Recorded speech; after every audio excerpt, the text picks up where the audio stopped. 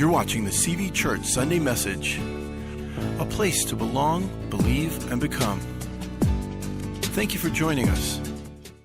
Well, good morning, everyone. If you're a guest and we haven't met yet, my name's Rick. I'm the pastor that's responsible for finance and administration here. My wife and I have been attending about 27 years, and we'd like to think we've aged gracefully during that time, but I just heard out a couple that's maybe having a bit more struggle than we are. They're seniors, but a little trouble with the memory. So one night they decide, from now on, we're going to write down a list of all the things that we have to get done. And while they're watching TV, the husband gets up and he walks into the kitchen. Well, the wife says, "Could you bring me a bowl of ice cream, honey?" And he says, "Sure." I said, "Well, now write it down." "I got this." "Well, but I want some strawberries and whipped cream on it too." "Look, I got it." And he goes off in a huff and he bangs around in the kitchen for about 20 minutes and he comes back with a plate of bacon and eggs. And he hands them to her. She just looks at him and shakes her head and says, "I told you to write it down. You forgot my toast." Well, Pastor Scott and Kathy are on vacation, and so I'm going to be your tour guide, and we're going to go on quite a journey today, so buckle your seatbelts. I learned that it's really just a waste of time to consider practicing Christianity. Here's why. Christianity is for weak-minded people who can't think for themselves. They're incredibly intolerant and they just want to control the rest of us. You believe God made everything. Well, evil exists, so your God made evil, and that would make him evil, which makes no sense. So since evil exists, your God doesn't. Science and the Bible contradict each other. The Big Bang was billions of years ago. The Bible says God made everything in just 6 days. They can't both be true. There are no absolute truths. Truth is what you decide is true. You get to decide what's right and wrong for you. Jesus probably didn't even exist. If he did, he was just a good moral teacher. The rest is just myth and legend. It really doesn't matter what you believe, as long as you believe something.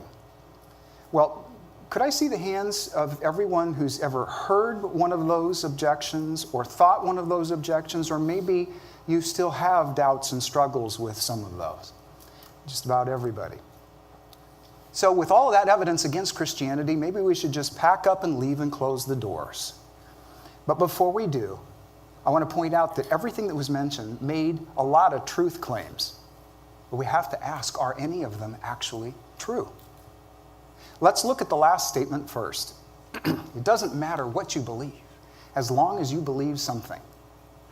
But what if what you believe isn't true?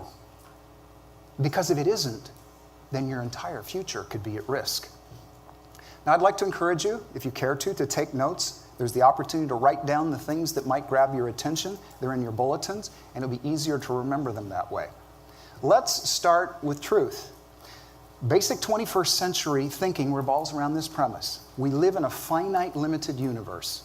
There are no absolutes. There's no absolute truth, no absolute morals, and no absolute values. You decide what's right and wrong for you. And no one gets to tell you what to do or how to live your life. And everything that exists can be explained by natural, non-supernatural causes. Well, it's time to tell the truth. When it comes to religion, most people doubt the truth can be known, so they end up making up their own. But we do expect to get the absolute truth, at least from some people. Teachers, doctors, friends, and loved ones. So here's the truth. Truth is not dependent on your feelings or preferences about it. And if something is true, then it's true, whether we like it or not. Most religions have some truth, but they can't be all true because they make claims that are mutually exclusive. Here's just one. Jesus said, "I am the way. No one comes to the Father but by me." Now, if that's true, all the other religions are wrong. Jack Nicholson describes where our culture is right now when it comes to truth. You want answers! I want the truth! You can't handle the truth! You can't handle the truth. Yes, sometimes the truth makes us really uncomfortable. So we've replaced truth with tolerance. Tolerance used to mean putting up with something that you disagreed with. Today, now it means that you have to accept all beliefs, all value systems as equally valid and true. Or you're a hater if you disagree. Knowing the truth is important because of the benefits if you're right and the consequences if you're wrong. So truth protects and error harms. To find truth, you have to be ready to give up your preconceived preferences in view of objective facts. Reason requires that the universe be reasonable. To say something's unreasonable, you have to know what reasonable is. To say something's not designed, you have to know what design is. To say something isn't true, you have to know what the truth is. Truth becomes known through the process of induction and deduction. First, we make general observations. So inductive reasoning is what tells us that every time it rains, there are clouds in the sky. Therefore, we can deduce that if it's raining, there must be clouds in the sky. This is the scientific method. But how would truth become known about God? How can we observe an unobservable God? Well, you can't see gravity either, but you can experience the effects of it. Likewise, we can use induction and observation to determine if perhaps he's caused anything to happen in our universe. So I'm at point 2. Does God exist? Let's start out our investigation with the law of causality. That means that if anything happens, it had a cause. Everything that began to exist has a cause. Well, the universe began to exist, and scientists call it the Big Bang. And the universe has been expanding ever since that happened.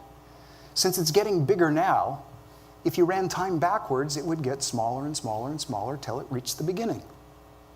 But what caused the universe? Well, science tells us that everything that came into existence did so at the Big Bang. All matter, that's everything that's solid, all the energy in the universe came into being. All the dimensions, forward and backward, left and right, up and down, came into existence. The universe contains more energy that we can possibly measure. Here are some of the things, the aspects and characteristics of the universe tell us about the cause. For instance, since matter came into existence, the cause has to be immaterial.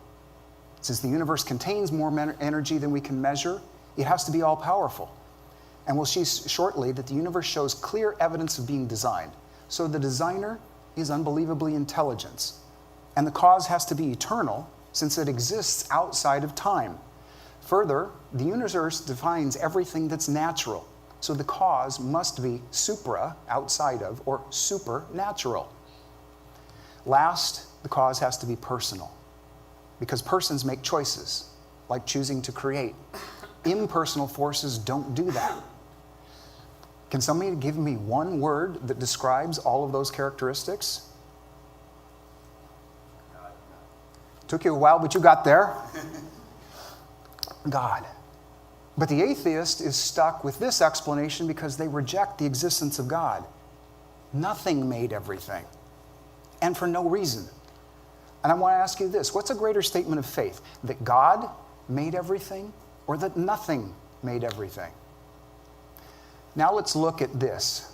Is there evidence for divine design? Well, the universe and the earth show clear evidence of being designed.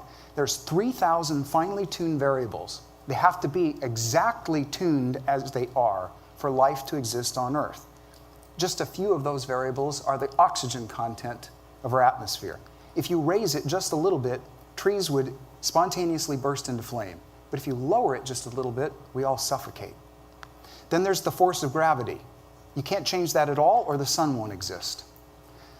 There's also the sun's size, the sun's type, how fast it burns, the temperature it burns at, and the distance we're from it can't be changed more than a fraction of a percent, or we die. All the water either evaporates or freezes. And I mentioned earlier, we know the universe is expanding. Change it by 1/1,000,000th more slowly, and it would have already collapsed on itself. Just a little bit faster, no stars, no planets form.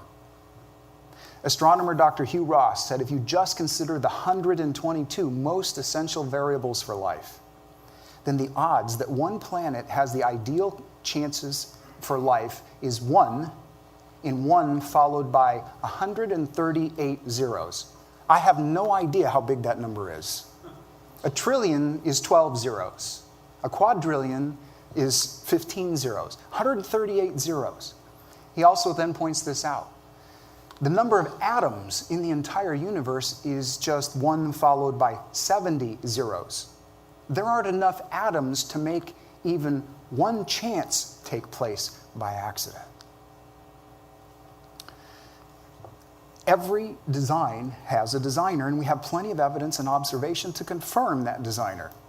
Some people, despite the evidence, just don't want there to be a designer.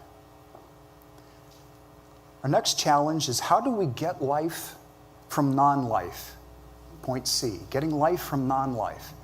Evolutionists claim that your ancestors, simple single-celled organisms, arose accidentally from non-living chemicals by natural forces and with no intelligent guidance. When intelligent scientists try to do this in the laboratory with just the right chemicals under just the right conditions, they don't get anything nearly resembling even the simple building blocks of what it takes for life. They get brown sludge. But what they want you to believe is that somehow they went from the goo to you by way of the zoo. Now life, any life, is no means simple. It's your DNA in your cells that contain the instructions for life. 4 very complex chemicals called amino acids spell out all of those instructions. And we can abbreviate them A, T, G, and C. They're the letters for life. If you look at this example back here, the A's, G's, T's, and C's are at each of the junctions between the rungs of these ladders. And it takes 3 genetic pairs to make one instruction. The simplest known life form has 1.2 million instructions. That's 3.6 million rungs in the DNA ladder that all have to be spelled correctly without any spelling errors to get the simplest life form. If you put all that information into the Encyclopedia Britannica, it takes 1,000, not volumes, but sets of the Encyclopedia Britannica to contain all that information. That would fill this room from the floor to the ceiling with just the volumes for the simplest life forms. And somehow, the forces of nature, unthinking, unguided causes, did that without a single spelling error. Well, suppose I walked into my kitchen and I found that a box of alphabets had fallen over. And it spelled the words, "Rick, take out the trash, please." Now, would you assume that happened by accident? Or that my loving wife created, with her intelligence, that message for me?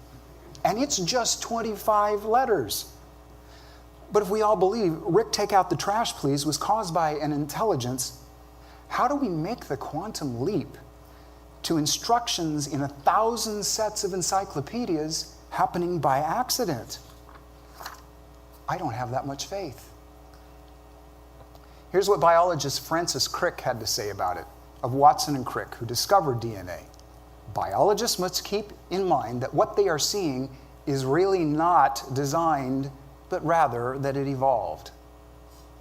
I think he needs to take a course in denial. Now let's talk about new life forms from older life forms. I love this quote by Ron Carlson. In grammar school, they taught me that the frog turning into a prince was a fairy tale. But in the university, they taught me it's a fact.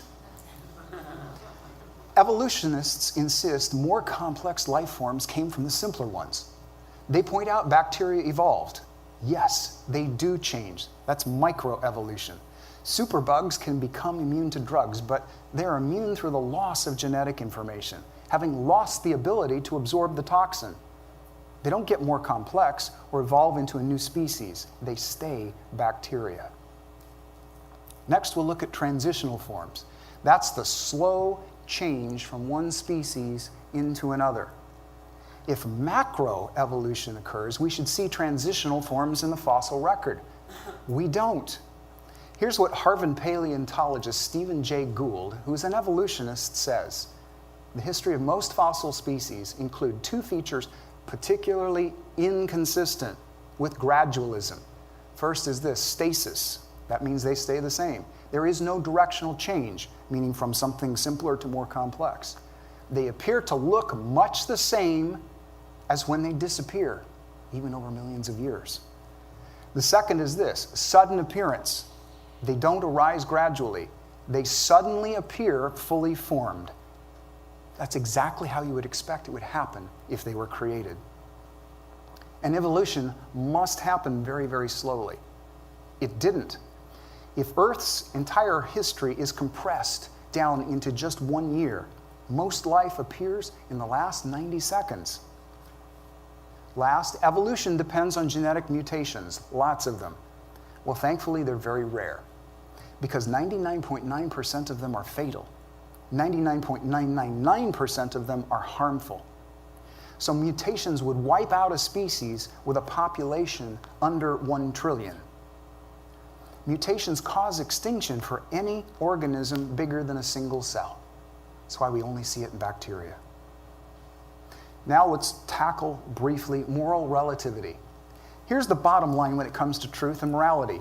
Our culture often states very tolerant sounding things like, well, what's right or wrong for you isn't necessarily what's right or wrong for me, which means you get to decide for yourself what's right and what's wrong. There are no rules that apply to everyone at all times, and certainly no moral absolutes. I get to decide what my values are, and you decide what yours are. Well, that means what I decide is based on my personal preferences. And personal preferences can collide. Here's what I mean. What happens if I decide I would prefer to have your iPhone? You'd prefer I didn't take it, but that's just your preference.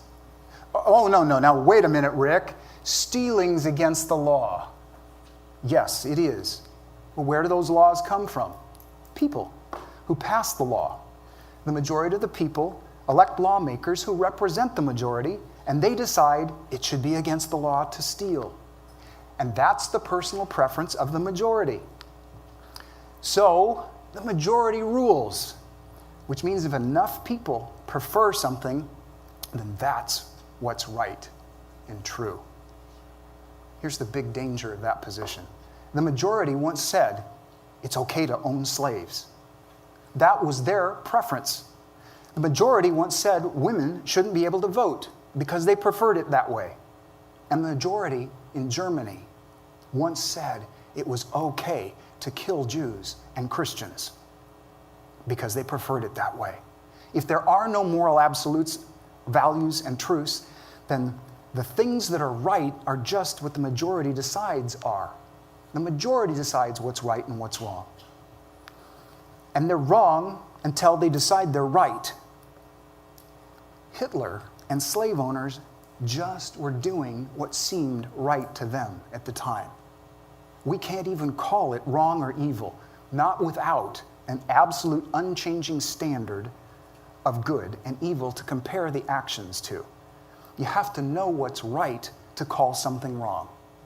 Well, the good news is I can demonstrate there are absolutes. 2 + 2 always equals 4, everywhere and at all times. Gravity always pulls you down toward the earth. It's absolutely and always wrong to kill innocent people, or rape, or torture babies. And these things are always true at all times, in all places, and all cultures. Those aren't just personal preferences. Everyone knows they're always wrong. We know it in the core of our beings, like someone wrote it there. And if there were no moral laws, then we wouldn't need to keep making up excuses for violating them. The arguments against absolutes just don't hold up, like our friend in this video.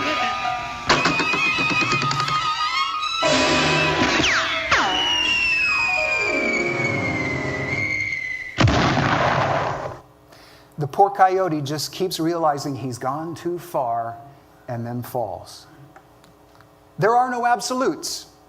Well, how can you be absolutely sure about that? There is no truth. Well, then how do you know that's true? Well, what's right for you isn't what's right for me. Well, is that only right for you and me?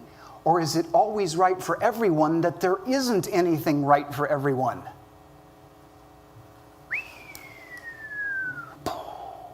The arguments don't hold up under scrutiny. There's nothing there to support them. People can only come up with preferences, and then we change our minds about them. So we limited humans can't be the source of these absolute moral laws that are always true. Absolute moral laws have to come from an absolute moral law giver, a source outside of humanity that's unchanging and absolutely just. God. But again, if there is no God, we have something coming from nothing. And I still just don't have that much faith. So we've seen this, the creation of the universe, getting first life from non-life, the rapid introduction of new species without transitional forms, and the existence of absolute moral laws are best explained by and caused by a theistic God. That's a God who's unlimited and exists outside of creation. Not only have we discovered this theistic God exists, but we've done it without even looking at the Bible. So, we made a case that God exists and his attributes include design, purpose, and love for his creation. Given that, we should expect he'd reveal himself and his purpose for his creation and our lives. Well, that would require that he communicate with us. I'm now at point 3. So how does God communicate? And why didn't he just appear to clear it all up? Well, by the way, Christianity claims he did just that. But God wouldn't do so in a way that would overwhelm us. You see, our free will is the attribute we value above all others. Appearing to us in all his glory would override our freedom to choose to believe or not to believe. One subtle option would be to reveal himself to a select group of people over many centuries and then inspire them to write down what they witnessed and heard from him. Writing is a precise way of communicating that can be duplicated and passed on through the generations. Yet, it can be easily ignored by those who freely decide that they just don't want to be bothered with God. If miracles occur, that could be a way God communicates.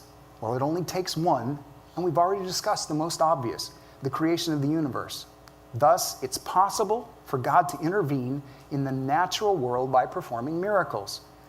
Now consider Genesis 1. It starts this way. In the beginning, God. So it tells us God already existed when everything started.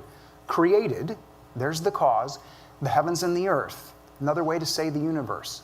It also records planet formation. The earth was without form and void. It records the ignition of the sun. Let there be light. And the introduction of species from simple to complex, in total agreement with the fossil record. Thus, the Bible records the greatest miracle known, the creation of everything, and with great accuracy. Now, it was Moses that wrote all that down, but I have to ask, how could he possibly know that in all those details unless someone who was there told it to him? Now let's look at this. Is Jesus real? And is the New Testament reliable? Historians must discover events just like the police and forensic scientists do, by piecing together the evidence. See, if you say Jesus didn't rise from the dead, well, what's your evidence? Simply saying, I just don't believe it, isn't evidence. Let's start with this. There are 10 known non-Christian writers that confirm the existence of Jesus shortly after his death. If you include Christian sources, there are 43 versus just 10 confirming the existence of Tiberius Caesar, who no one questions. Some sources, such as Celsus, Tacitus, and the Jewish Talmud, are anti-Christian, but none contain information that contradicts events described in the New Testament. Just from the non-Christian writers, we can confirm these points. Jesus lived during the times of Tiberius Caesar. He lived a virtuous life. He was a wonder worker. He had a brother named James. He was acclaimed by some to be the Messiah. He was crucified under Pontius Pilate. Darkness and an earthquake occurred when he died. His disciples believed he rose from the dead. His disciples were willing to die for that belief. Christianity spread rapidly as far as Rome, and his disciples denied the Roman gods and worshiped Jesus as God. So independent sources The non-Christian ones confirm many of the New Testament events. Thus, we can consider the New Testament to be historically accurate, at least in regard to historical events. Now here's a question. If the New Testament tells the truth about historical events, and God exists, and he can do miracles, could the miracles of the New Testament also be true? Well, the New Testament spread rapidly around the ancient world. We have almost 6,000 copies of manuscripts of the New Testament in the Greek language and 20,000 more in other languages, and they date to within 100 years of Jesus. There are also writings of early church fathers. They led the equivalent of Bible colleges, and they quote the New Testament over 36,000 times. So most of the New Testament is available just from their writings. Here's how forensic investigation and literary criticism work. They compare the copies to determine if error, drift, or legend has been introduced over time. So by comparing the copies to each other, to the quotes, and to today's version, the New Testament is 99.5% accurate. And the 0.5% is just punctuation and spellings. The differences don't affect any article of faith or doctrine of Christianity. So considering how many copies there are and how far they spread in 100 years, you can trace the origins of the actual documents back to very shortly after Jesus died. This means the originals are far too early to be legendary. There's too many eyewitnesses who are still alive. Paul cites 17 eyewitnesses by name, and he includes himself. Here's another question. If the resurrection hadn't occurred, why would Paul give us such an extensive list of eyewitnesses that could contradict him? Let me summarize. The New Testament documents date close to Jesus' death. At least 10 non-Christian writers give information about Jesus, and they confirm the New Testament storylines. John includes at least 59 historically confirmed or historically probable eyewitness details in his gospel. Luke proved his authenticity as a historian. He mentioned 84 historically confirmed eyewitness details: local places, names, customs, environmental conditions, and circumstances that reflect eyewitness accounts at the time of the events, like the way people spoke. I'd like to give you an example. The experts will compare questionable historical documents to other historical documents from the same time frame.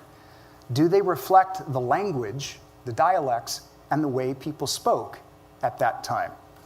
Suppose I gave you a couple of documents, and I said both are of the conversations of a couple of valley girls in the 1980s. And the first conversation says, "Andrea, your nails look spectacular. Let's go to the Sherman Oaks Galleria so I can get mine done because they're disgusting." But the second one says, "Oh my God, Andrea, like your nails are totally tubular. Let's go to the Galleria. Like I want to get mine done. They're so grody. I mean, grody to the max. Barf me out, gag me with a silver spoon. I mean, I'm like so sure, you know?" It sounds funny, but you probably already guessed. The second is the one that's authentic. And I know that because I was in the valley in the 80s and I heard them talking like that. The same man that recorded at least 84 historical events with amazing accuracy also notes 35 miracles in that same book. Now, would he painstakingly record other events, many of which are unflattering, with great accuracy, but then lie about the miraculous aspects? Since the eyewitness testimony is within one generation of the actual events, the New Testament can't be considered legendary. Historical events are at the core of the New Testament. Here's the top reasons we know they told the truth. Embarrassing details. If you and your friends were fabricating a story you would want others to believe, would you make yourselves look cowardly, dim-witted, and uncaring people who your leader constantly had to correct and rebuke? They didn't understand Jesus. They fell asleep in his greatest hour of need. He even called one of them Satan. Then there's the difficult sayings of Jesus. He said, "Unless you eat my flesh and drink my blood, you have no part of me. If you hate someone, you're as guilty as a murderer. If you lust, you're guilty of adultery. If someone hits you on one cheek, offer him the other. If he makes you carry his bag a mile, go two." They include events about the resurrection that they wouldn't fabricate. John tells us Jesus was stabbed in the side with a spear and water came out. He's describing a very rare, almost unique medical condition. Today, modern medicine knows that under great stress and duress, water can gather in the sac around the heart. John would have to see this happen to describe it accurately. The first witnesses to the resurrection were women, one of whom was demon-possessed previously. Well, back then, women had absolutely no credibility. They couldn't even testify in court. So this actually detracts from the story they wanted people to believe. They told it that way because that's what happened. They include verifiable facts. They mention 30 historically confirmed political figures. They record Jewish religious leaders converting to Christianity. If you're trying to pass something off as truth that's a lie, you don't make it really obvious for your opponents to expose your fraud.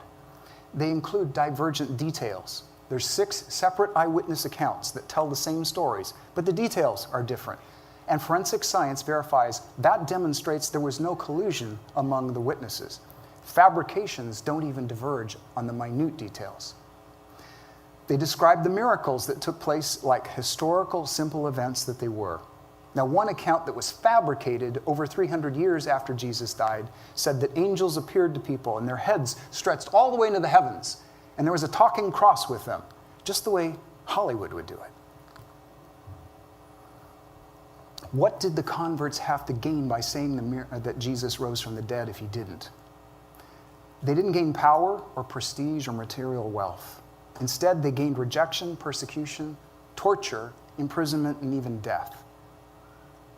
What would make hundreds of people who claim to be eyewitnesses risk all of that? Last, they died for what they believed.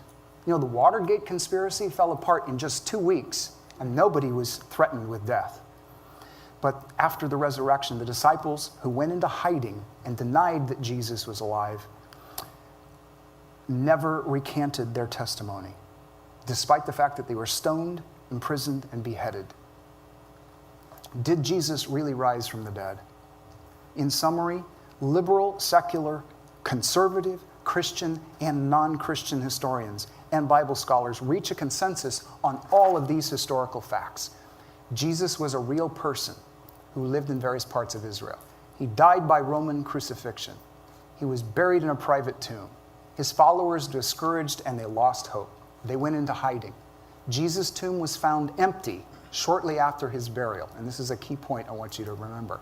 Jesus' tomb was found empty shortly after his burial. The disciples had experiences that they believed were actually appearances of the risen Jesus. Their lives were radically changed by those experiences, and they started a new faith based on their beliefs. They faced persecution for their beliefs and were even willing to die for them. Their new teachings centered on the preaching about the death, resurrection, and the teachings of Jesus. James, the brother of Jesus, was a skeptic, but he became a convert when he also claimed to see the risen Jesus. Just a few years later, Saul of Tarsus, also known as Paul, who was a zealous persecutor of the new faith, became a Christian after he claimed also seeing Jesus resurrected. Since the evidence points to the New Testament being factual, how do the skeptics explain that empty tomb that they agree happened if Jesus didn't rise from the dead? Well, we'll look at the theories. They hallucinated Jesus being alive. Okay, well, one person might have a hallucination, but dozens, even hundreds, don't share the same hallucination. The disciples stole his body. That's actually the one that the Jewish religious leaders put out there. So this means that a bunch of defeated cowards who had disbanded and denied they even knew him somehow overpowered those well-trained Roman soldiers. And then they lied about it. But again, to gain what? To get beaten, tortured, and martyred? Yet not a single one of them ever admitted to the lie. They died professing Jesus was risen. Well, Jesus just swooned. He didn't really die. Okay. So professional executioners whipped and beat him. He nearly died on the way to his crucifixion.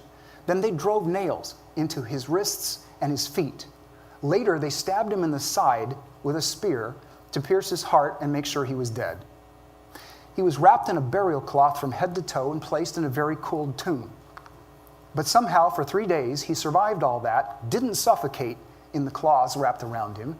In addition, he managed to free himself from those wrappings and had the strength to roll the massive stone away from the mouth of his tomb. And then he proceeded to overpower the many Roman guards who were the most elite, trained fighting forces of their day. I don't have that much faith.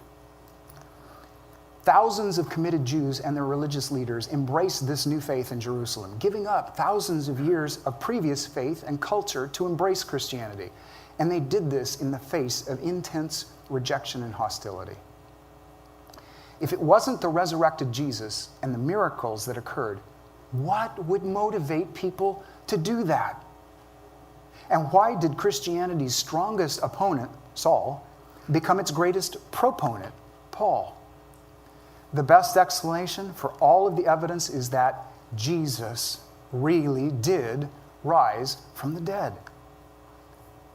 He really did appear to hundreds, and he has changed billions of lives in doing so.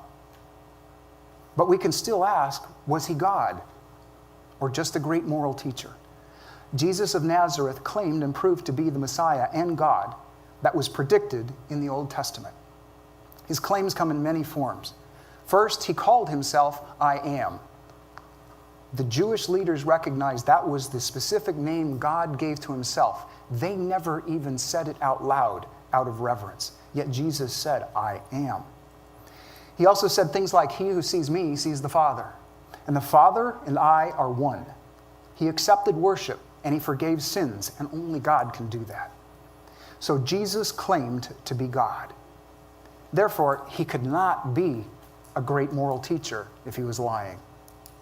Jesus proved he is God, and here's how. He's the only person in history to fulfill all the specific messianic prophecies written hundreds of years in advance.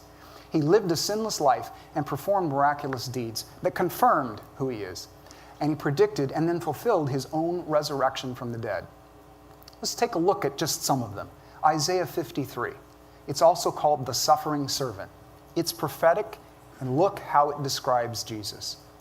His appearance wasn't striking. He would be disfigured, and his appearance would become appalling. He was despised, rejected, a man of sorrows and suffering. He took our infirmities and sorrow. He was pierced for our transgressions. He was crushed for our sins, though he was sinless. And by his wounds we are healed.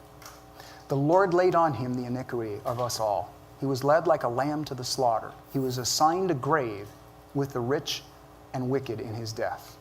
Here's a few more prophetic predictions written hundreds to thousands of years in advance. Genesis 3:15. It predicts a virgin would give birth to the one who would crush Satan, but Satan would bruise his heel. Think about the spike through his feet. Isaiah 7:14 says, a virgin will conceive a child, but they will call him Emmanuel, which means God with us. The child is God. Isaiah 9:6-7 says, a child will be born, but he will also be God. Micah 5:2 says, a man who is eternal would come from Bethlehem to rule. Malachi 3:1 says, a messenger would be sent before him. Daniel 9:25-26 says that the Messiah would come 483 years after the order was given to rebuild Jerusalem, only to be cut off. King Artaxerxes gave the order 483 years, the order to rebuild, before Jesus was crucified, 483 years before. Psalm 22 says it describes his crucifixion, the scorn, the mocking, the insults, thirst, pierced hands and feet, unbroken bones, that his garments would be divided after they gambled for them. Yet the Lord would ultimately rescue him. So I ask you, who in all of world history is from the seed of a woman, the seed of Abraham, the tribe of Judah, the line of David, is both God and man, was born in Bethlehem, is preceded by a messenger, died in AD 33, and rose from the dead? So it turns out Christians, people of faith, have not committed intellectual suicide. Their faith is grounded in facts. But you might still have a few objections. Like, what about billions of years versus just 6 creation days? There's 2 very simple answers. Either God created the universe appearing to be old, and it isn't. Or we simply need a better understanding of the Hebrew word translated day. It's yom. Yom. And it means 12 hours, 24 hours, or very, very long periods of time. The Bible tells us God rested from creating on the seventh day. And there has been no new introduction of new species since then. The fossil record tells us that's gone on for thousands of years. So the seventh day isn't 24 hours long. The others don't have to be either. Okay, but why would a good, all-powerful God allow evil? And if he created everything and evil exists, doesn't that make him evil? Evil is not a creation of God. It's the absence of God. Just as dark is the absence of light, cold is the absence of heat. Evil is actually the creation of rebellious humans who choose to live life absent from God, according to their own rules. And we suffer terrible consequences when we do that. But why would a loving God send anyone to hell? He wouldn't. He wouldn't. No one is ever going to be sent to hell. It's a choice we each get to make. And a loving God would never force someone to spend eternity with him when he or she wants nothing to do with God. They will get their choice unless they change their mind. I like this quote from Mark Twain. It's not the parts of the Bible I understand that bother me. That I don't understand that bother me. It's the parts I do understand. Suppose a drunk ran a red light, totaling your car and putting you in the hospital. But at the trial, he tells the judge he should let him off because he's a good person. He helps at a homeless shelter, and he tutors inner city children. Would any of you be okay with it if the judge agreed to his request? Of course not. The good things he did doesn't offset the responsibility he has for the bad things. Justice must be served.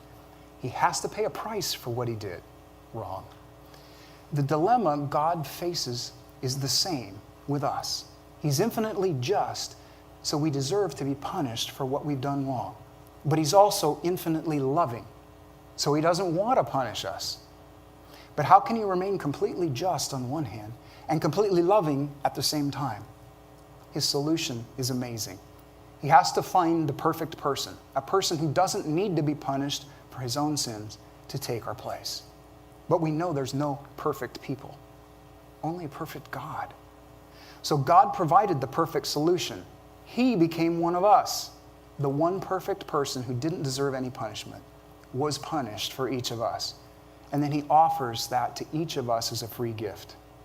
There's just one thing he won't do: force you to accept his free gift.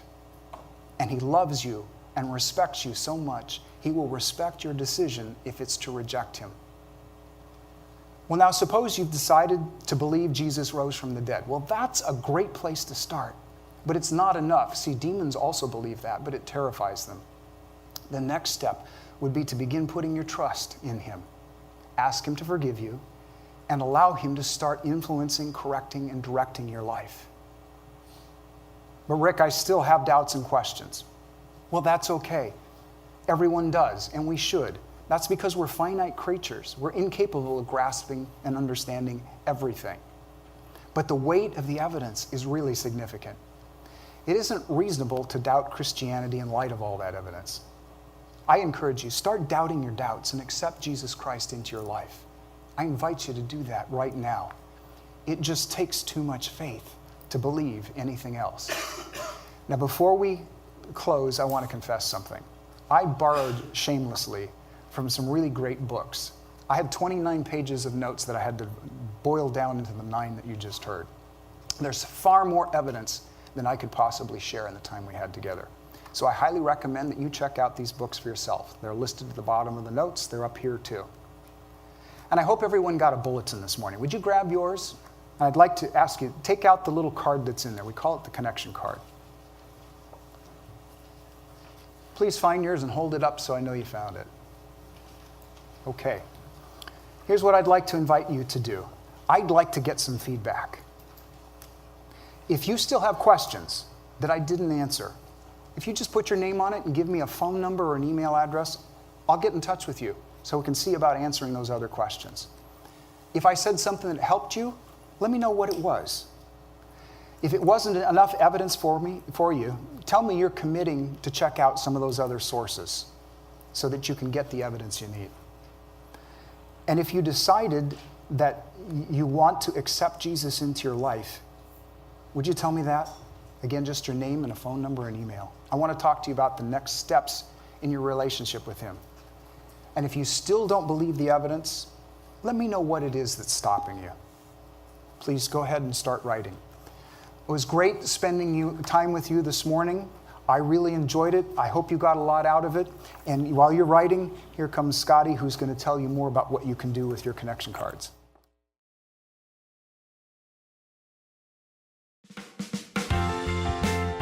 Thanks for watching the message. You can find more information at cvchurch.com.